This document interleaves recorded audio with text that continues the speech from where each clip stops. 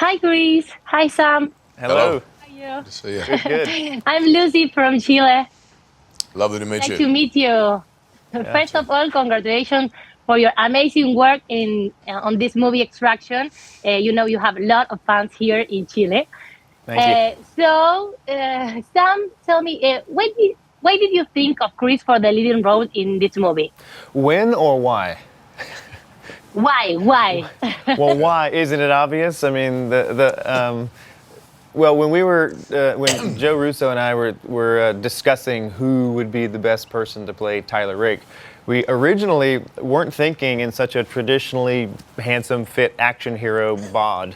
It was we were trying to go a little more off the beaten path. But then when we were on Infinity War and we were discussing further, and I think we handed the script to Chris, and he showed a lot of interest in this character, we thought, he's kind of the perfect person to play it, not only because he can physically handle the demands of the role and the character, but he has this kind of emotional depth that was very interesting to explore. And as a director, it's really fun to work with people that you know and love. So it was kind of a hands down choice. I And once imagine. he said he was interested, it was over. Okay. And Chris, how is Sam different from the other directors you work with? I mean, what did you learn from him? A lot of things. Sam obviously has come from a stunt background, and so I knew he would have the knowledge and the skills to tell the action story better than anyone could. I'd been working with him on the Avengers films and seen how skillful he was in that space. But the emotional resonance and the emotional depth that was needed for this film, and I think for this character to set it aside from a general action film, this conversations Sam and I had in the build-up to this were fantastic, and this sort of emotional IQ and intelligence that he has, it was allowed us to explore the character deeper, and especially the second time round. I think what audiences are going to be really surprised by and pleased with is we've elevated the action to a level that is even bigger than the first film, but there's a heart at the center of it, which is relatable and really complements the action as well. So it's just been a great collaboration and a great friendship for many years now. So it's wonderful. Great, I imagine. Well, I tell you that I'm a lover of fitness and healthy life, and I saw in the movie that Chris, you made a great physical effort. So, how did you prepare physically for that role? Yeah, so I'd come off shooting Thor, so I was a lot bigger coming into this film than I was in the first film, which wasn't ideal, but I just had to quickly change my training from bodybuilding style workouts for Thor into more functional movement, flexibility, a lot of martial arts. And then we had months of prep prior where we did stunt rehearsals over and over again and would learn new fight choreography and for different pieces of the film. And then as we were shooting, we were updating these sequences as well, and that in itself became the training. The shoot day and the rehearsal time was the most exhausting thing I could have done anyway. Yeah, because you spent many hours recording. So, how did you get during the making of the movie? It's difficult, isn't it? How did I get what, sorry? How did you get fit during the making of the movie? Yeah, I mean, I came in fit. I wasn't, I was bigger than I would have preferred to be. I was bulkier.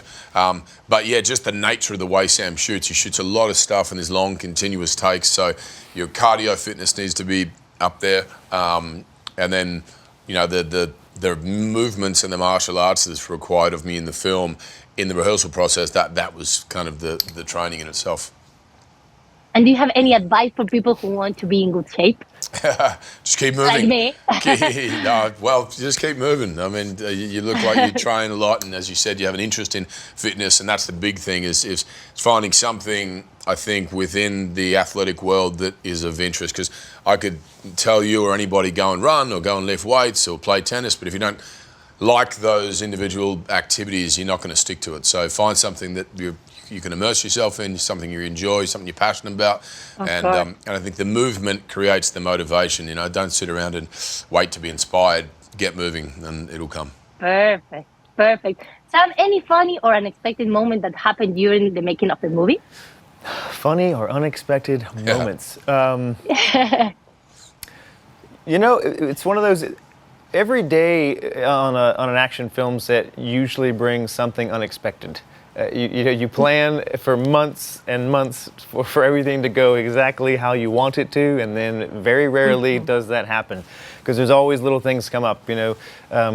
Especially on this show, we were dealing with COVID a lot, so you'd have a fight rehearsed with all the stunt performers, and then we go to shoot it, and then 2 of them are out with COVID, so you got to swap in 2 new stunt performers, and he has to, learn their rhythm and their style. So I think, it's very important on something like this to stay fluid, stay present in the moment, and not try to put too many expectations on how you think it should be, because very rarely will it turn out that way. You got to be open to what is.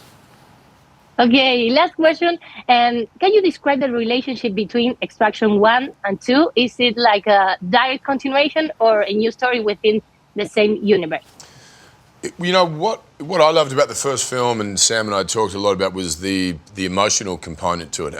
But it was really only the tip of the iceberg. There's really only one scene where we saw or understood who this character was, what his backstory was.